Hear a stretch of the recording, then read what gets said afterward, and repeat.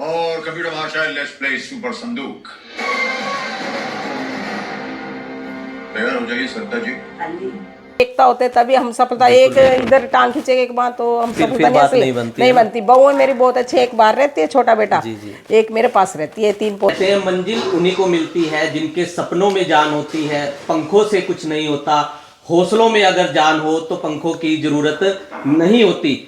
आप मेरे सामने देख रहे होंगे ये ट्रॉफी यहाँ पर पड़ी हुई है, यहाँ पर चेक मैं दिखा देता हूँ, यहाँ पर ये चेक आप देख सकते हो, 2 चेक है यहाँ पर, और यहाँ पर एक कॉइन आप देख सकते हो, कल्याण ज्वेलर्स का है ये कॉइन है, वो आप देख सकते हो।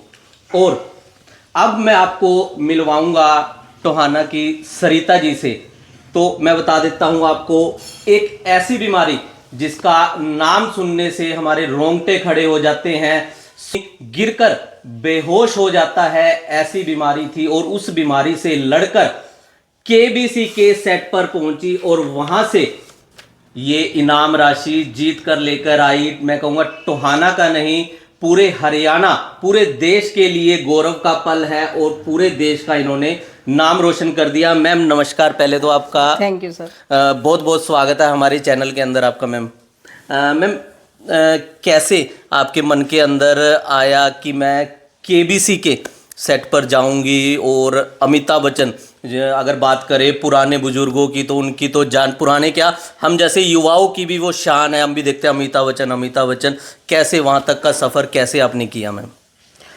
देखो मुझे पढ़ने का शौक शुरू से था सर, जब से 1996 में मुझे बीमारी हुई, लेकिन ये बीमारी से मैं बिल्कुल ठीक होगी। मुझे कभी ये नहीं सोचा कि ये मेरे को बीमारी है। उस टाइम मेरे बच्चे 2 बेटे हैं मेरे पास, वो भी छोटे थे, उनको पढ़ाया लिखाया, उनकी शादी की, 23 साल में बिल्कुल ठीक रही सर। 2020 में दोबारा से आई बीमारी, मेरे को पता चला उससे भी मैं ठीक होगी। चेकअप के लिए हर साल में 2 बार बम्बे टाटा में मेरा इलाज चल रहा है। उस टाइम मुझे टाटा में लेके गए, सोचा कि टाटा से बेटर कोई नहीं होगा, उसके बाद ही बने बाकी तो हॉस्पिटल ही। तो मुझे 2020 में जब इनका एक बार अचानक मैंने शो देखा तो मुझे भी लगा कि शायद मैं भी जा सकती हूँ। तो उनका देखते देखते देखते जैसे जैसे कहते हैं ना, अभी पानी पीते रहो प्यास बढ़ती रहती है, वैसे वैसे मुझे भी हुआ। तो मैंने भी पढ़ना शुरू कर दिया, जैसे बच्चों को पढ़ाती थी, छोटे कहीं से भी ये टीवी चलाते उससे देखती होती थी। फिर मैं किताबें, बम्बे जाती थी मैं टाटा में, तो मैंने किताबें लाना शुरू कर दिया। ऐसे मैंने 500-400 किताबें ला के जीके की, अमिताभ जी की इकट्ठी करी, उनको पढ़ती थी मैं। पढ़ते पढ़ते पढ़ते न्यूज़पेपर भी सब पढ़ते पढ़ते फिर लगन पैदा होगी। इसके बाद सर मैंने 2014 में ऑडिशन चंडीगढ़ में पहली बार दिया जी। 14 में मेरा ऑडिशन में नंबर पहली है। फ़ोन मेरे पास हर साल आते थे, कभी मैं कहती आरजू को बहु चकियो, चखते ही कट जाता, कभी एज टाइप करते कट जाते। 2 बार ही वो करते थे, लेकिन दोनों बार नहीं पढ़ा। लेकिन 14 में मैंने ऑडिशन पहली बार चंडीगढ़ गई मैं देने, वहाँ पर भी मैंने क्वेश्चन भी अच्छे से किए, लेकिन मेरे ख्याल से इंटरव्यू में मैं फेल हो गई। इंटरव्यू में कैसे बोलते क्या पता वो क्या देखते हैं जी, ये नहीं मुझे पता, लेकिन वहाँ नहीं दिया। फिर मैंने दिया 2022 में, कोरोना में ऑनलाइन दिया, उसमें भी मैं पास नहीं हुई। 2022 कोरोना में भी आपने टेस्ट दिया मैम? हाँ जी, ऑनलाइन जी। देखे ना, उस टाइम ऑडियंस नहीं थी, अकेले खिलाते थे, मैं देखती रहती थी। वो भी मैंने 2 साल दिया जी, उसमें भी मैं रही। 2022 में मैं गई, मतलब यहाँ अमृतसर, मेरी पोती भी साथ गई, वहाँ भी मैंने दिया। 18 क्वेश्चन मेरे ठीक थे 20 में से जी। और उसमें भी मैं क्लियर नहीं हुई। फिर भी मैंने ये हुआ कि कहीं ना कहीं मेरी गलती है, क्योंकि मेरे कोई तो 2 साल बाद ही आ जाता, कोई मैं 24 साल हो गए, इसका मतलब मेरे में कोई कमी है, कुछ तो होगा। मैंने अपना और भी ज़्यादा मेहनत शुरू कर दी। मेहनत शुरू करते करते करते जी इंक्रीज बढ़ता रहा। अब फिर 9 जुलाई को 2024 9 जुलाई को मेरा इंटरव्यू हुआ और उसमें मैं क्लियर, मेरे पास कॉल आ गई कि आपका फास्ट फिंगर के लिए सिलेक्शन हो चुका। पहले तो हमने फ्रॉड माना, बेटे ने भी, हमने भी, क्या नंबर पड़ेगा वहाँ। लेकिन जब उनका 2-3 बार आया कि आपका पड़ गया, आपको यहाँ हम 10 तारीख को आपको आना है, ऐसे ऐसे फास्ट फिंगर में, इनके सच भी हो सकता है। हमने अपनी तैयारी शुरू कर दी। हम वहाँ पहुँचे, बहुत अच्छा लगा। 11 को टिकट आई, फ्लाइट से गए, मतलब होटल सब उनका खर्चा वहाँ। आपको यकीन हो गया था, एक बार रोकूंगा अभी, जैसे कॉल आई तो आपको यकीन हुआ अभी केबीसी से मेरे को कॉल आई है, मेरे को बुलाया जा रहा है, आपको यकीन हुआ? मुझे यकीन हुआ, मेरे बेटे को नहीं। बेटे को नहीं हुआ? मेरे बड़े बेटे को जी। तो इसको नहीं हुआ, कहते हैं मम्मी फ्रॉड है, तू पैसे उड़ा देगी इसमें से, टीआरपी न दिए। इसको तो जाने के बाद भी नहीं हुआ मेरा यकीन। जब मैं होटल में ठहर गई तब भी कह रहे हैं मम्मी किसको OTP ने दे दिया, वहाँ ने दे दियो, कभी क्वेश्चन दबान के पहला एक दबाओ सारे उड़ जाएंगे वाजी। मैं इतनी पागल नहीं हूँ। और यहाँ 10 की 10 आए हुए हैं, असली है, होटल भी असली है, बंदे भी असली हैं, और अमिताभ जी से कल मिलेंगे। चलो बाकी हो गया जी, फिर तो यकीन हो गया। सुबह फिर हम अमिताभ जी हमें 9 बजे के करीब मिले, फिल्म सिटी गोरेगांव लेके गए। उन्होंने बस क्वेश्चन के पहले दिन तो मैं आई नहीं जी, 2 बारी करते हैं वो एक दिन में, सोम मंगल की। फिर रात को मेरा 9 बजे आए तो पहली ही बारी में मेरा नंबर पड़ गया। तो मैं उनके सामने गई, फास्ट फिंगर में पड़ गया, चैलेंजर वीक में, मतलब सारे पास करके मैं चले गई।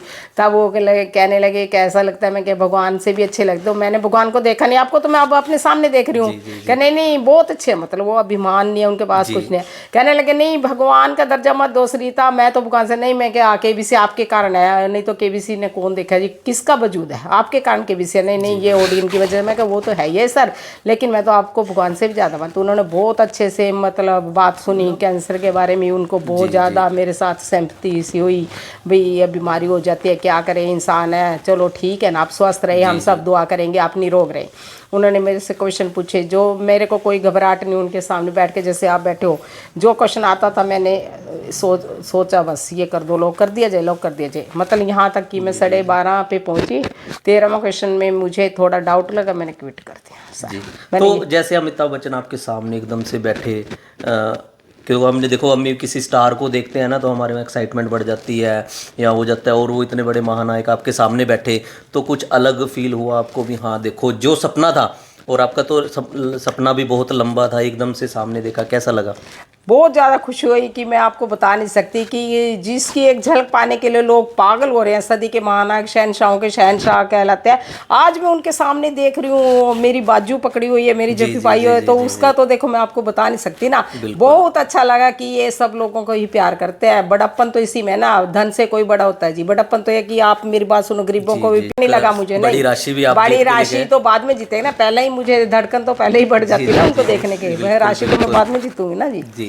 तो बहुत अच्छा लगा उनके साथ। मैम इतना सफर आपने तय किया और एक इतनी बड़ी धनराशि भी जीत कर लेकर आए आप, मतलब इस बीच में पारिवारिक देखो बीमारी भी थी, उसकी भी आपके ट्रीटमेंट चल रहा था बीच बीच में, और आप लगातार तैयारी भी कर रहे थे।